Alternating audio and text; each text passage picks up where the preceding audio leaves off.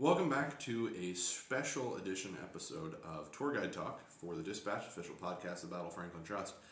Today, Bill and I are joined by our Assistant Curator, Bailey Lawrence, and we're going to talk a little bit about women's history, because, Bill, I think you and I could see how... problematic that would be? Right. Yes. Well, the other problem that we have is that history is typically recorded through the eyes of a man, and so it's like, well, it's men talking about women's history. So let me tell you all about women's history. Yeah, listen here, Bailey. We're going to talk to you about women's history. So anyways, being a woman has been difficult throughout history. Okay. I feel like David Allan Coe, when he sang Stand By Your Man, yeah. It's just kind of an interesting series of lyrics to have for that man to sing. Yeah. Yeah. Yeah. It's an odd one. Yeah. Anyways, Bailey... Welcome back, because you've been on the podcast before. You've been on the old Dispatch. Now this is the new, remodeled. I wouldn't say improved. It's just new. It's just new. After a break, this is like the post nap Dispatch. Like the first one, we were kind of tired. Now coming into our own. So, anyways, we're gonna talk about women's history and some of the women that are involved in our story. And I see a name right there, and I really like it because I know that person. So, let's talk. Oh, let's talk right now? Let's talk right now. All pressure's on you. All pressure's on me. It's the bottom of the ninth. You're up to bat. Oh, Get in the box. Get in the box. Get in the box. I'm going to run away from the field. That's what I'm going to do. No, when Joey asked me to do this, I thought, okay, how can we really talk about women's history? Do we talk about it every single day? Like... on our tours, which has not really happened too much. I mean, we talk about some women on our tours, but for the most part, we basically talk about soldiers, which is great. I love their firsthand accounts, but there are also women who experienced the Civil War. And as I was kind of looking back through everything and talking with people and trying to remember my conversations with guests, it always seems like it's the extremes. Like it's the one extreme of the Southern Belle, or it's the other extreme of, like, the feisty Confederate lady. And most women don't fit into either category, or they fit into both categories, or they fall somewhere in between. Yeah. So just as we talk about soldiers and their reasonings to go off to war, like, you've got, let's break it down, you've got the two larger, like, governmental pushes behind going to war, and then you've got every individual soldier's reason for going to war. Then you've got every single woman's reason during the war to either support it or support either side. It changes from person to person, and it's so diverse from town to town, especially in Franklin, for one thing. And there's a lot of unionist women in Franklin. And just like Sarah Cliff is a great story, and then actually that one's a great one too. I'm just pointing at the one that. I know. Sorry. I don't want to say it because it's not my place. It's not your place. It's not your place. No, I really love Lizzie Hoffman's story, and it's a recount by actually a man who's giving a report on. I know. He's giving a report on Franklin, and it comes from C.B. Ruggles. And this is actually in January 4th, 1865. So this is after the Confederates are, like, retreating, correct? Okay. Yep. So apparently on the Confederate retreat, Lizzie Hoffman is at her house, and I can just read the account from Rick Warwick's book. You know, he is the master. We are but merely Padawans. We are. Lizzie Hoffman is a widow of about 3 kids at this point. So according to Ruggles' account, Miss Hoffman took 3 Federals, 1 Confederate into her house and placed them on separate beds, nursed them for about a full month through December, still laboring at the hospitals. She was able to take on forces as they came back. So she not only nursed Federals and Confederate soldiers, but she also was keeping stores for some of the Federal Army. And apparently on the incident of her running into Nathan Bedford Forrest after the Battle of Franklin and after the Battle of Nashville, she talks about how she kept the Stars and Stripes, which is the American flag, above her house, flying from her window at all time. Now, Forrest apparently rode by her house soon after. And he, seeing the flag, he sent one of his aides to get it. So Miss Hoffman apparently stepped out onto her porch and looked out the window, and she said she defended the flag. And Forrest could not have it, apparently. He again told his aide, go up to her, get the flag, and she warned him not to enter her yard, for she was armed and would defend the flag to her very last. She said she would tear the flag to shreds before he could have it. That's a woman standing her ground right Yeah, there. that is. Yeah. Kids inside. She's got just a flag. It's Yep. just one symbol. Yep. She's not doing anything else but expressing herself and what side she supports. Sounds like Forrest is being a bit of a snowflake. Someone's triggered. Oh, I can see the comment section already. Oh, yes. She apparently did say she had an old pistol, but no ammunition. But she also had brick bats and clubs to defend herself. So no longer Wow. was she going to just fire from afar. Yeah. She was going to get hand to hand if it came to it. But apparently Forrest just turned his back and he said, whatever, you know, she's too fine a lady to defend a flag like that. What's great is I've not heard that story before, and it's so cool because Forrest is this bigger than life figure, and he's almost this. I don't know how to put it. He's just this. He's this myth. He's this legend, and here you have just a woman in a small town like Franklin, and she's like, "No, you're not taking the flag. That's not no," and she's willing to put everything on the line to prevent him from getting it. Mm-hmm. Yeah, absolutely. I mean, but we put those people on pedestals. Yeah. We could very easily put Lizzie Hoffman on a pedestal, but we talk about it because this is an everyday type of human experience that everybody's going to have. So the reason I recognize the name is there's it's 1867 in newspapers called The Union Flag runs a story, and it's written by a very familiar name. So I'll read the story and then I'll tell you the name. There are but few Union soldiers who were ever stationed in Franklin, but have heard, if not experienced, the kind treatment of Mrs. Lizzie Hoffman, latterly Captain McFall. During the last battle of Franklin, she was particularly conspicuous in caring for and waiting upon the brave sick and wounded Union soldiers, while nearly all the rest of the native women in that place devoted their entire attention to the rebel sick and wounded. Her extraordinary exertions and persevering energy, many a poor Union boy is indebted for his existence. Day and night did she labor in the cause of humanity until nature failed and she sank down with a cold in her lungs, which took her to an untimely grave. General Bradshaw, the author of this following letter, is one of the many who were wounded at the Battle of Franklin and who is indebted to this worthy and philanthropic woman for the restoration to his health. She has left an orphan boy. Can the government not provide an education for one who deserves so much sympathy from all true Unionists everywhere? Certainly, 'tis but a simple boon for such a valuable life. Robert Bradshaw. Yeah. When we think about Robert Bradshaw Yeah. on the battlefield, we kind of leave it with him. Yep. Oh, it's Yep. like he just pulls through 2 days out on the battlefield by himself and he's carried back into the house. Well, who cared for him? Yeah. Yeah, it's Lizzie Hoffman. It's a great story. And that's a great thing to think about, just like all of the care and time and effort that it takes after the Battle of Franklin for every single person who opened up their home. We talk about the McGavics every single day. We mention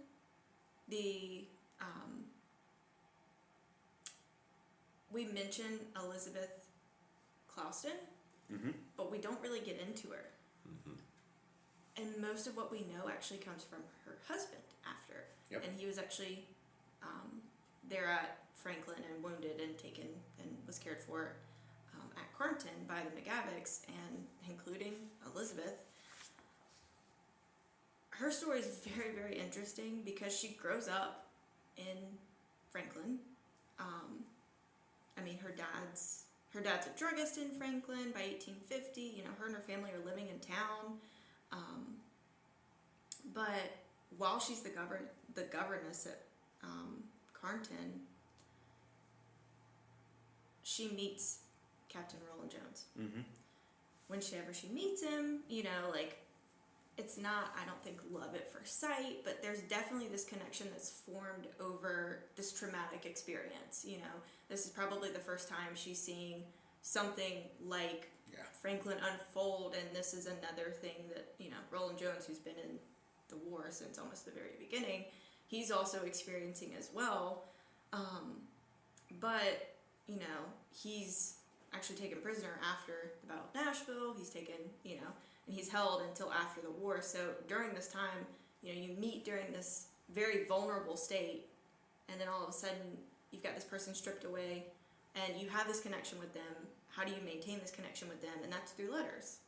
So one of the great things that Rick Warwick has actually been able to get back together is, of course, her letters, and his letters to her. Elizabeth's story is not totally unique. There are women all across the nation. We've got Jenny Chairs at Rippavilla. She falls in love with somebody during the war. She ends up getting engaged. Unfortunately, her fiance passes away, and almost as soon as the war is over, she's engaged and gets married.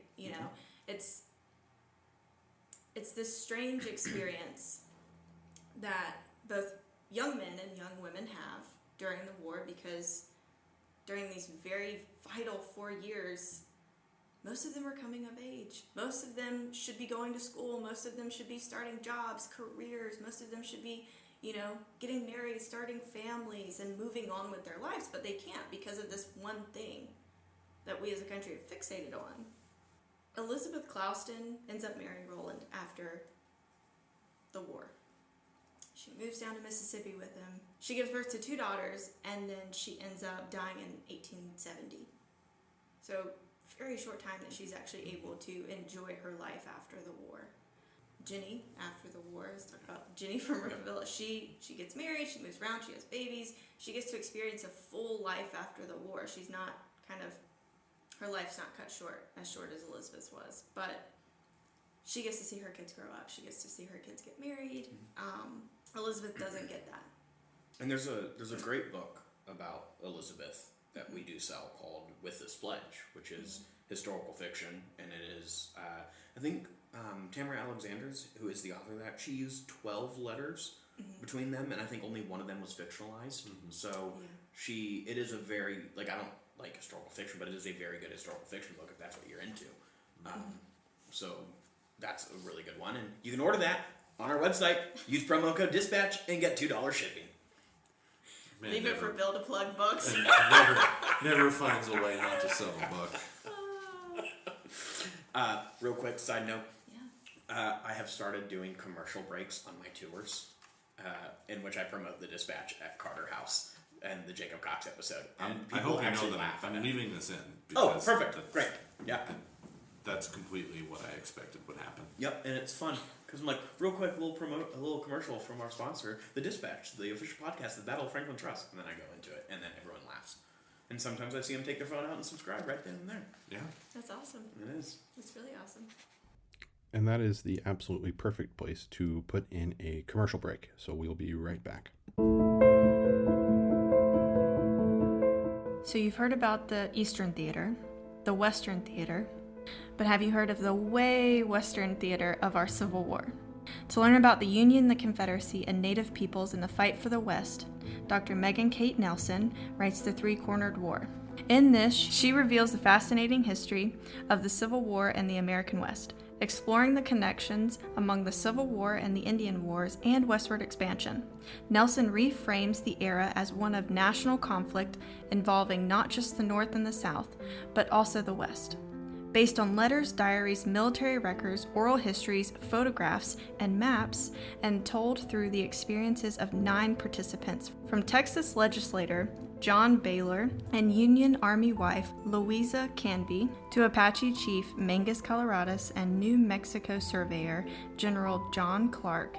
This captivating history expands our understanding of a series of battles for the West and reveals how individuals fought for self-determination and control of the region. To find this and more, visit store.boft.org.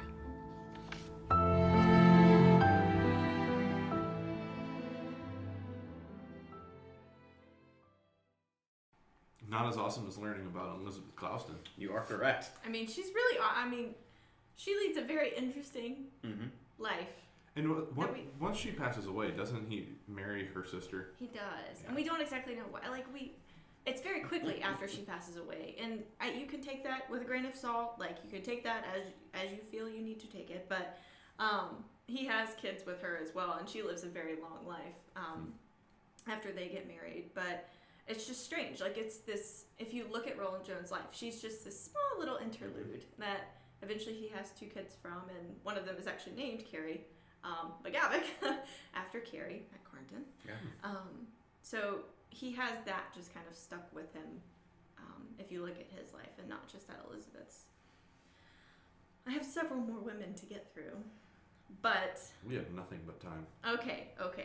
Well, I don't want to just talk about one side or the other, because there are people that are growing up in this time that are both Union, as we were talking about earlier, and then also pro-Confederate. One that really sticks out to me, her name is Adelicia McEwen, German, eventually. And she experiences the war from like a teenage standpoint. So she's in school during the war. She talks about how, she actually has a great quote about how, the war gets started. And she says it's over the question of slavery. Like, it's always vexed the public mind for years. And she says it reaches a climax in 1860, which we do know to be true. But she talks about how, President Lincoln's elected, and then all of a sudden you've got this splitting, and then eventually, I think she's talking about Tennessee particularly, because she doesn't necessarily say secession. She just says, Lincoln calls for 75,000 troops, and, she's like, then we go to war. Now, when does Lincoln call for those troops? Is it in April? 3 days after Fort Sumter. Okay, yeah. But she not only has family members that go off to war, but she experiences it from her own standpoint. She talks about kind of the beginning, like the rumblings of going off to war, because, once secession happens in Tennessee, it's still a little bit of time before everybody kind of gets shipped off to their own place. But one memory that she talks about is, her father and her uncle were talking about the news, and they had gathered together, and they were talking about how war was inevitable. Even though secession had happened, war was coming, and they didn't see any other choice but to do that. And as a very young child hearing that, you're not going to be immune to what's happening, but you're not probably really conscious of like the political world that's happening and shaping around you. But she also talks about Franklin and how it gets swept up in this movement to go to war. Now, she's probably in her early teens whenever this is happening, and how she's recounting it is actually she's recounting this in 1911, so eons after. So memory can play a part in it, but she's talking about how speeches were inciting men to take arms and defend their homes, and it's just this great celebration and just kind of, Like a carnival-like atmosphere. Yes. Around it. Yeah. Yes, and she was talking about how the women, gathered at the Masonic Hall to sew and make uniforms, and then this, of course, she mentions Carrie, and then also Mariah Reddick, who is Carrie's personal slave before the war, which we'll get into her later because I love her. But she's talking about this, and it's this huge community effort to both gather together, spend your last couple of fleeting minutes that you have before these boys get sent off, and you're trying to prepare the best you can. And I think a lot of it might be distraction as well. You think about women that are sewing all of these things. You've got speeches. You're trying to pump them up. Yeah.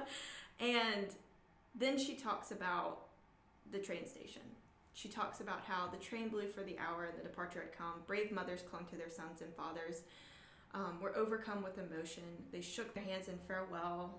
She's talking about hysterical sisters screaming. Shy sweethearts tried to conceal their tears under their bonnets. This is a very emotional scene, and she talks about every time she goes back to the train depot in Franklin, she feels that. That's the one memory that's clung with her. Fast forward, she talks about when Fort Donelson falls in 1862. She remembers it was a Sunday morning. She was at Sunday school. And they had just finished their lessons, and then all of a sudden they heard this ginormous commotion outside. And it was, as she quote-unquote says, the Yankees coming down the street. She's like, they are, celebrating coming down the street as they were essentially chasing out, quote-unquote, the Confederates from town. Yeah.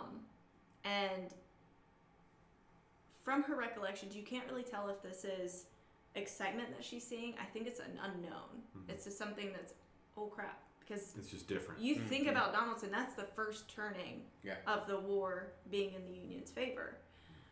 And so she's probably thinking, this may not turn out how they were incited to go to war, and then all of a sudden, we may not win this. So it's the fear of the unknown for sure, but she also talks about it being a surely impressive sight. She sees all of these soldiers, and she's like, I don't know what to expect next. And of course, they take over Franklin for a little bit, and of course, the Union occupies Tennessee after that. Do you have any questions before I?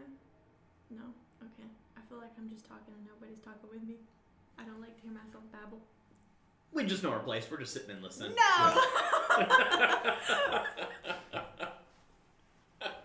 So now I know my place, you know your place. Yep. We're all good. Yep. I'm gonna get sweaty. Getting the epiphany sweats. It always happens. You're fine.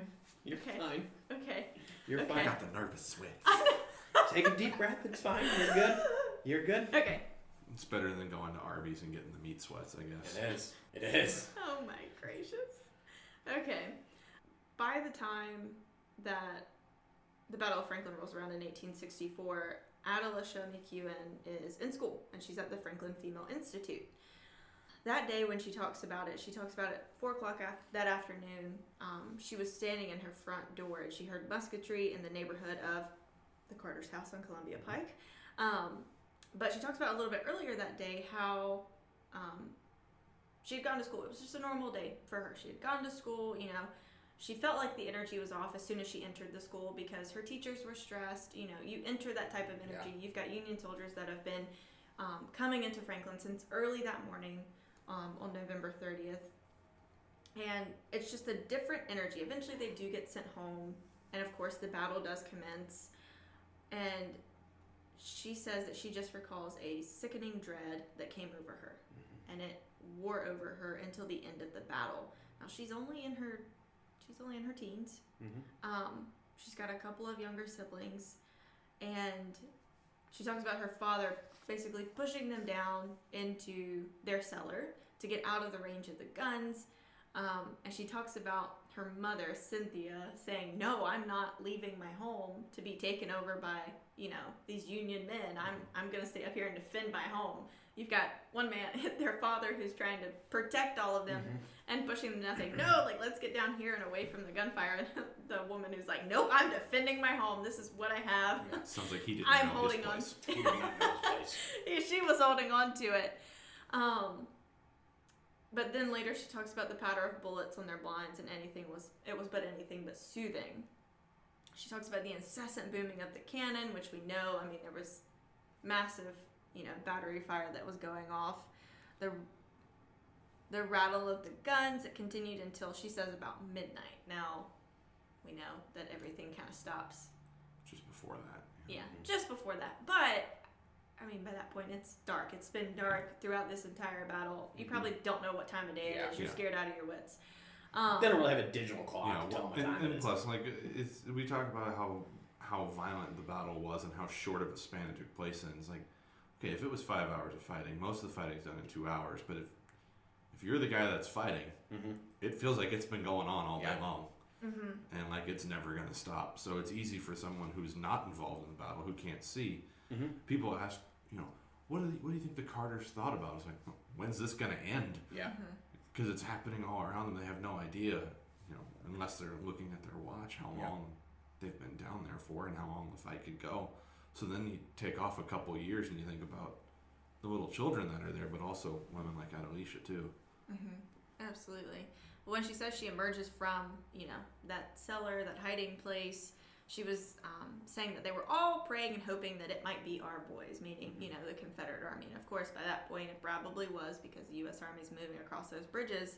And she said, about 1 o'clock, we had thought the town had been reduced to ashes, but turned out that the only building that was really burning was the Old Fellows Hall on the east side of the square, which, Franklin's hit, but it's not hit that bad. It's not Atlanta. It's not, which people get confused all the time. But she says once their doors were thrown wide open, the first guy that she sees is William Bate. William Bate. Good old William Brimage Bate. She talks about him being all bespattered with mud and blackened with powder, and she says it was this grand, glorious soldier under it all. Okay. Did you put that in your book, Bill? Yeah, that will be in there. Yeah. That will be in there. I'm surprised he hasn't made it public knowledge yet, but Bill's working on a book on William Bate. I am. Bailey looked at me right when she said Bate because I saw that Weasley little face on the page, and I was like, We're talking about Weasley. He's a good-looking Look at that Weasley nose. It's just... It's a nose. No, You're a biographer. You're supposed to be a Yeah, bit you're supposed to be flattering. a little bit more objective. Not necessarily sure. Maybe don't No, use I'm words just like saying- Weasley. I'm saying how it was described. He was not very well liked. Okay. He got the nickname Old Grits. Well, Adelicia That was liked him. good. Yeah, but do you like Old Grits? No. His men called him Old Grits because of his inflated ego as a lawyer and newspaper editor before the war. You leave people with an inflated ego alone. By goodness. How dare you talk about Bailey that way? Y'all are awful. Oh my gracious. But after that, she talks about, having... Came on and talk about women's history, didn't realize she was going to get know. roasted the whole time. I know, apparently. Talking about women's history, working in William Bate. Hell yeah. Yeah. The only time I've gotten roasted was whenever I mentioned men, so just think about that for a second. It's because we know our place. It is. We know what we can speak on. Oh my gracious. Well, later, of course, she talks about, the dead and the wounded being lined up across Columbia Pike. She talks about it looking like it's stretching on for miles. And she says as she walked by Mrs. Sky's yard. Now, I do not know where Mrs. Sky lived. In Franklin.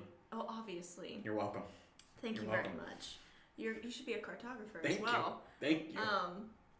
Is She that also saw- going to be in the book? Great maps, designed by Bill. Yep. Great with an 8. Yeah. GR8. Yep. Yeah. Yeah. Oh, goodness. She talks about seeing General Hood. Sat talking with some of his officers. She says she did not look upon him as a hero. Now, of course, this is about 50 years after all of this happens or more. She said because nothing could be accomplished that would benefit us. Now, that's a recollection of somebody who's looking at it post-war. Yeah. And in the thick of the lost cause. Yeah. And Yes. Hood is already the monster Yeah. of the Exactly. Army of It Tennessee. happens that we're all sitting right by the Southern Historical Society papers where they crucify him Yes. for close to 20 years. So it's easy to see. I mean, between that and the Confederate veteran, and then and I think her account is actually published in the Confederate veteran because I've got it somewhere.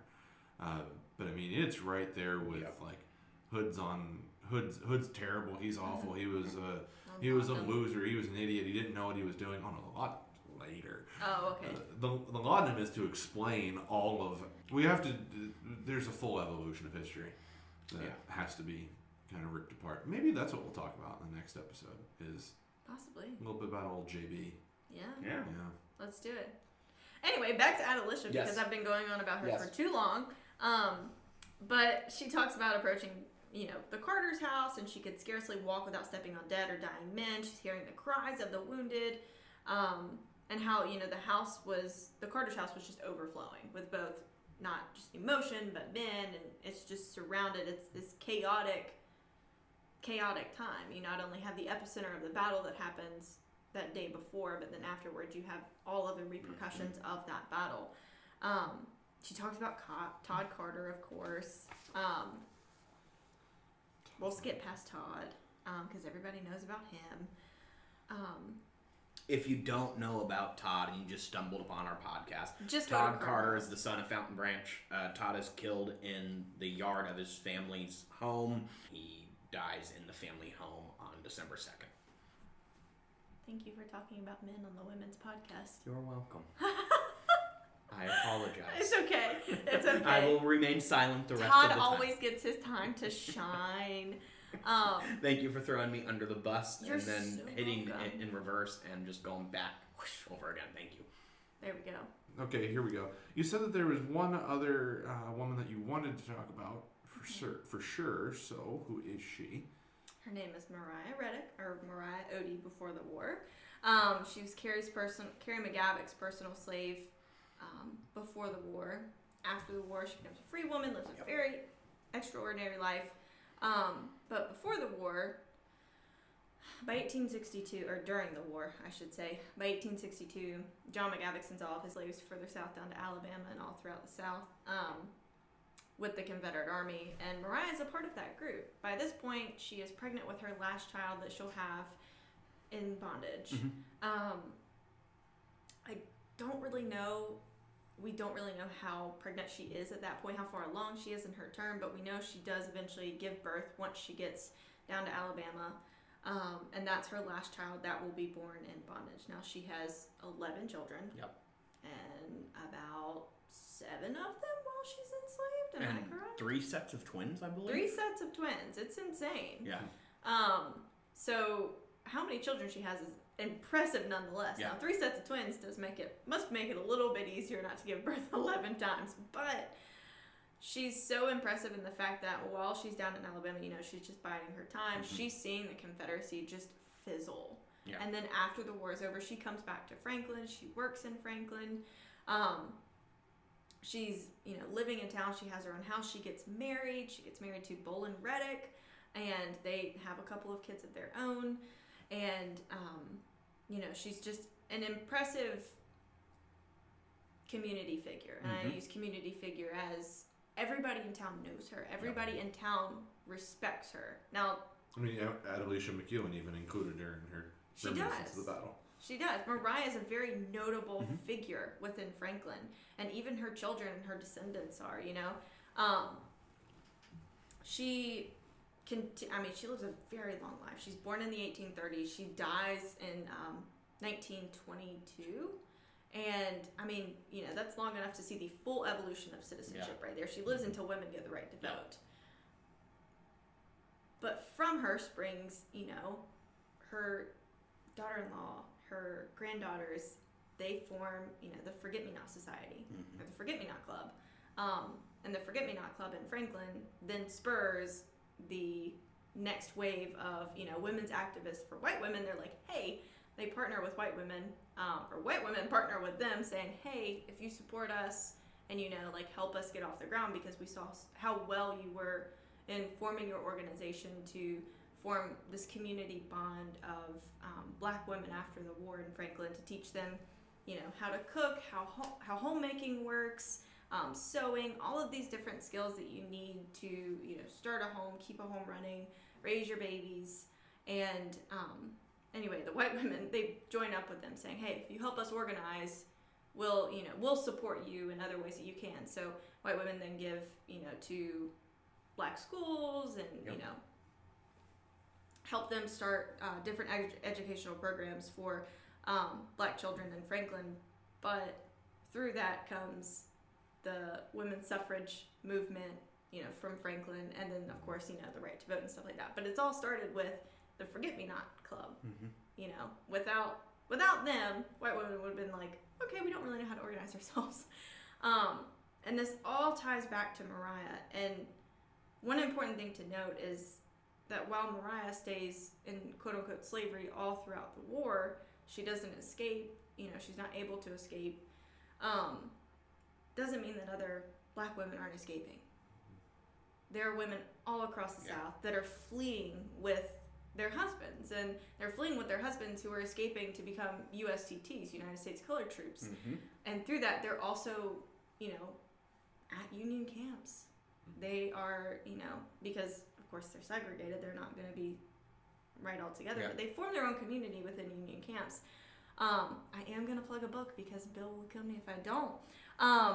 The Women's Fight talks about this extensively. Tavolia Glimpse is so good about being able to bring to life these communities that we've not necessarily paid attention to before the war. These black women are in Union camps, helping their husbands, raising their families during the war, like right in the midst of it. Because they've sought refuge. They are technically refugees. But, y'all were making fun of me earlier from being from North Carolina. But let's bring in an example from Tavolia Glimpse's book about black women in New Bern, North Carolina, after 1862. So federal forces occupied New Bern, and until the end of the war, subsequently, it became home of many people who had escaped bondage, anti-slavery politics, and surely led black women to organize the Colored Women's Union Relief Association in New Bern. Officered by Miss Mary Ann Starkey, she became the president. This is essentially a way to help both the Union Army and both escaping slaves, to find this place of refuge, to play this role of kind of an interlude of home. But she knew that it was always going back to this larger goal of emancipation. They adopt language in their organizational goals, talking about like fighting against oppression to leading to freedom and the struggle to freedom. But they also understand the world that they're living into, and the fact that they know that they can't probably accomplish so much, but they're going to do what they can, which is why, they're setting up camp in New Bern. They are, which is already federally occupied. They know it's a safe space. They know that they can expand upon this. They kind of become a beacon for people who are escaping, in North Carolina, especially in East North Carolina. And so, that's one thing that women are doing during the war, especially black women, to be able to organize themselves during the war and do this. But my all-in-all point is that women are more than just the stereotypical faint Southern belle or feisty, die-hard Confederate. That's literally all I wanted to talk about. Yeah. All I wanted to just kind of contextualize and, not complicate things more, but help you understand that people are more complex than just one thing or the other. And that's what a lot of the women in Franklin show. And that's kind of like one of my favorite things to talk about at Ripavilla is Susan McKissick Chairs and what's happening in her life. And you really see the fall of the House of Dixie. You see that here with the Chairs. And Nat goes to war, and then he's captured, he's paroled, he comes home, he's home for a bit, and then he leaves captured again, and he gets captured again, and now Susan has been left twice to take care of the farm. And Emancipation Proclamation's released, the slaves are running away, everything in her life is crumbling, and you're seeing everything in her life crumbling, but then for the enslaved, everything in their life, it's just starting. It's just starting. And you really see, and I know Bruce Levin has the book Fall of the House of Dixie, and that I think this is the perfect example of that. And I think that's what makes the Ripavilla tour so special, is I can kind of talk about that a little bit more than I can at Carnton, because Carnton's more about Carrie McGavick and caring for the soldiers. But here, I can get into more the personal, what's happening and what the world is looking like for these people. And I think that's what makes this tour so special and so unique. The old adage, behind every man, there's a woman that's putting up with him. Yep. We think about all the stories. We talked about Robert Bradshaw. We talked And about Susan had to put up with a lot with Nat. Susan, We talked about Roland Jones, and right. And then we also think, we said we were going to skip over the Todd story, but I think it's worthwhile to mention that the people that go and find him on the battlefield are his father and his sisters. Yep. And then where's he cared for? Where do we talk about him in that moment? We talk about him in Annie Vick and Mary Alice's room, because that's a place, that's a part of the house, but it's also their story kind of jumping into his as well. And so for all of those moments where we get focused on one thing, and I'm guilty of it, I'm certainly I don't give the greatest tour in the world when it comes to this, but it's there's a story that I think everybody can relate to, because there's a figure in every one of these houses that you can relate to: man, woman, child, black, slave, free. It's all, the story is there. Yeah. Well, this has been a great little nugget to throw in there. Fun little bonus episode for you guys. Have fun on that. Have fun with this on your little ride to work, and you didn't have to listen to us talk a lot. We you had a new voice, better voice, softer voice. Not nearly as harsh. Just a little less abrasive on the ears. Yeah. Yeah. Oh, bless. Well, thanks for listening. Thanks for coming. Thanks for joining us. having me. No problem. We enjoyed it. And remember to use oh my goodness. Remember to use the promo code dispatch for any of your purchases on the website, store.boff.org. And you can pick up some of the books that we've talked about, Tavoya Glimpse, The Women's Fight, and Southern Beauty by Elizabeth Boyd. So check those out, and we'll catch you next time.